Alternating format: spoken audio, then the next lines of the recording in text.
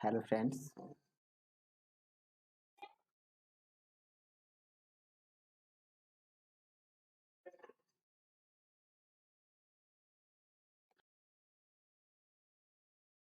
मैंने जो एनसीईआरटी का जो सीरीज शुरू किया था उसमें क्लास 3 से मैंने कहा था आपको क्लास 6 तक 1 to 5 अगर आप सीटेट का एग्जाम दे रहे हो तो उसमें पूछेगा क्वेश्चंस, जिसमें क्लास 3 का आज जो हम लोग करने जा रहे हैं चैप्टर 11 से करने जा रहे हैं। और 11 चैप्टर का नाम है यहाँ से वहाँ। कुछ बातें जो मैं आपको इनिशियली बता दूं कि जो भी इस चैप्टर से रिलेटेड जो क्वेश्चन बन सकते हैं उसको मैंने पहले ही हाईलाइट कर रखा है ताकि ज्यादा समय ना लगे। तो देखते हैं क्या क्या क्वेश्चंस बन सकती है। यहाँ से एक क्वेश्चन कविता से रिलेटेड कुछ याद रख लीजिएगा, जैसे ये रेलगाड़ी से रिलेटेड कविता है।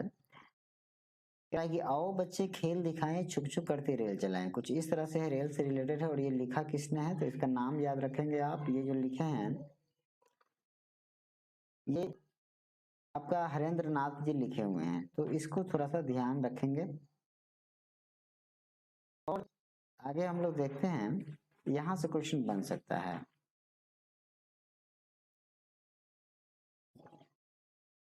ठीक है, यहाँ से क्वेश्चन बन सकता है कि ये कह रहा है कि मैं अपनी नानी के घर केरल गई थी और वे जहाँ रहती है आस पास पानी ही पानी है।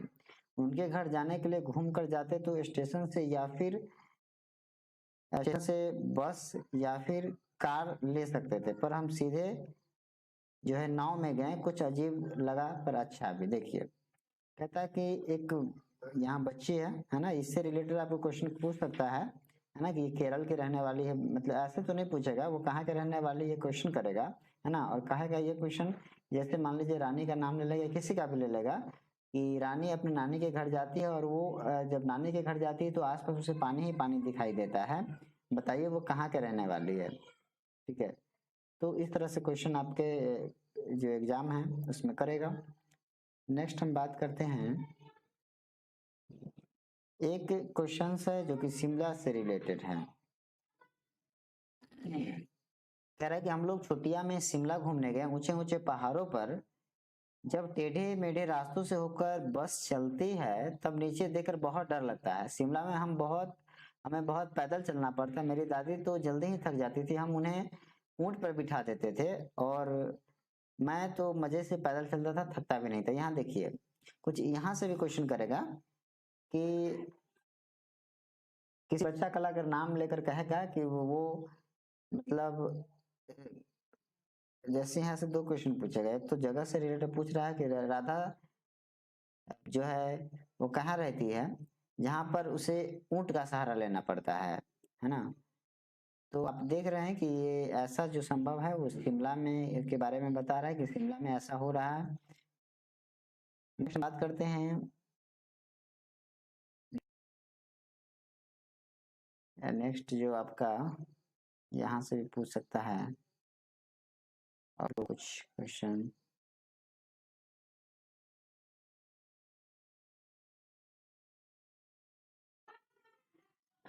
यहाँ से नहीं बनेगा कोई क्वेश्चन आपको।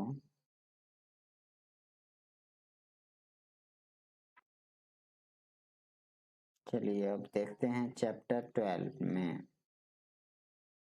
12 से जो बन सकता है क्वेश्चन उसको हम लोग अब देखेंगे।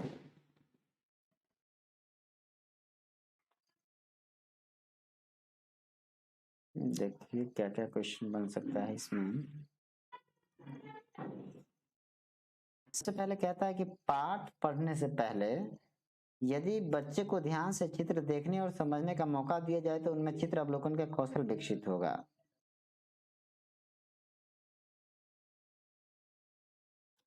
ये बात आप ध्यान रखेंगे, इसमें कह रहा है कि पाठ पढ़ने से पहले यदि बच्चे को ध्यान से चित्र देखने और समझने का मौका दिया जाए तो।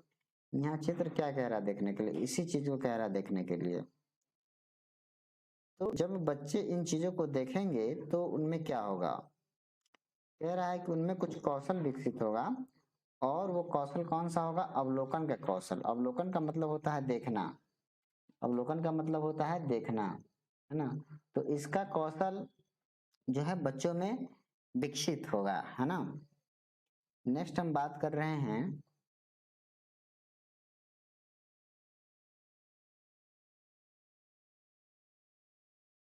नेक्स्ट, देखते हैं क्या कह रहा है।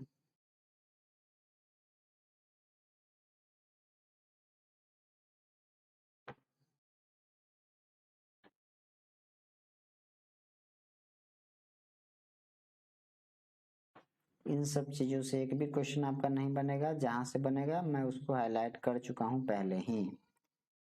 एक क्वेश्चन यहाँ से बन सकता है, देखिए कहता है कि बातचीत के दौरान यह संदेश मिलना आवश्यक है कि सभी काम महत्वपूर्ण है, कोई भी काम बड़ा या छोटा नहीं होता। यदि बच्चे द्वारा बताए गए कामों में जेंडर विषमता दिखाई दे तो उनके कारणों पर जेंडर विषमता से भी एक क्वेश्चन पूछता है ना। तो जेंडर विषम, यदि बच्चों द्वारा बताए गए कामों में जेंडर विषमता दिखाई दे तो उनके कारणों पर चर्चा करना अच्छा रहेगा, है ना।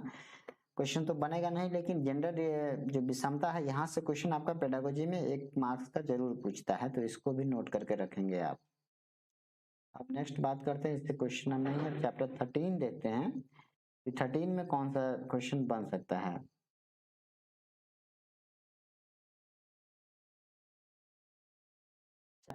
यहाँ को से देखिए आप क्या क्या क्वेश्चन बन सकता है। पहली चीजें जो कह रही है चैप्टर 13 में वो क्या है,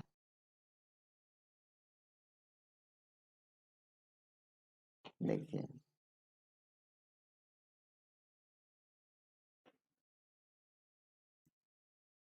चैप्टर 13 में कह रहा है, जिसका नाम है छूकर देखें। इस चैप्टर का नाम है छूकर देखें। इन सारी चीजों को पढ़ना नहीं है, क्योंकि जो इम्पोर्टेंट है मैंने उसको हाईलाइट पहले ही कर रखा है, तो इसको पढ़ना जरूरी नहीं है। आगे हम देखते हैं।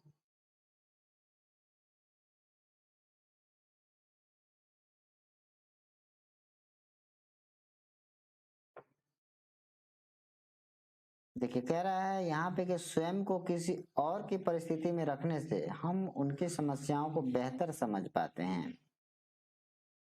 ठीक है, स्वयं को यानी खुद को किसी और की कोई समस्या आता है, वहां पे ऐसा सोचना है कि वहां पर मैं खुद हूँ। अगर ऐसे करते हैं तो जो उनकी समस्या है उनको बहुत ही अच्छे तरीके से समझ पाते हैं। नेक्स्ट है एक चीज और, ये इंपॉर्टेंट है, यहाँ से ये क्वेश्चन बना सकता है। कह रहा है कि जो लोग देख नहीं सकते उनके पढ़ने का खास तरीका है जिसे ब्रेल कहते हैं। ब्रेल एक मोटे कागज पर एक नुकीले औजार से बिंदु बनाकर लिखा जाता है।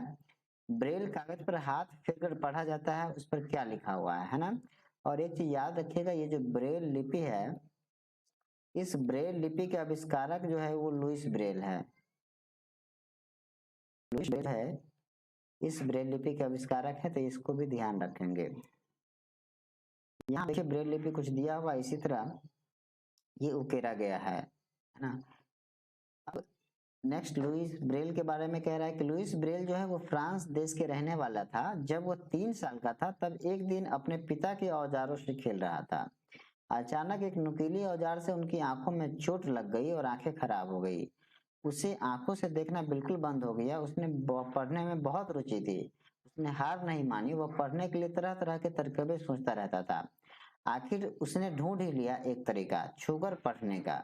यह बाद में ब्रेल लिपि के नाम से जाने जाने लगे। तो इसको नोट कीजिएगा। एक बात और यहाँ इंपॉर्टेंट है, इसको भी नोट कर लीजिएगा, ब्रेल लिपि से रिलेटेड। इस लिपि में 6 बिंदुओं पर आधारित होती है, सॉरी यह लिपि जो है 6 बिंदुओं पर आधारित होता है, तो इसको नोट कर लीजिएगा। दूसरी चीज कहता है कि आजकल ब्रेल में नए परिवर्तन हुए हैं जिससे इसे पढ़ना लिखना और भी आसान हो गया है। ब्रेल लिपि अब कंप्यूटर के द्वारा भी लिखी जा सकती है। ठीक है, कह रहा है कि बच्चे ब्रेल लिपि को देखेंगे तो बेहतर ढंग से समझ पाएंगे। ब्रेल लिपि की जानकारी देते समय बच्चों की वास्तविक ब्रेल शीट दिखाना अच्छा रहेगा। तो यहाँ से चैप्टर 11, 12 और 13 से जो जो इम्पोर्टेंट क्वेश्चन बन सकता था उसको मैंने जिक्र किया, है ना। उम्मीद करते हैं कि आपको ये बातें समझ में आई होगी। तब तक के लिए धन्यवाद।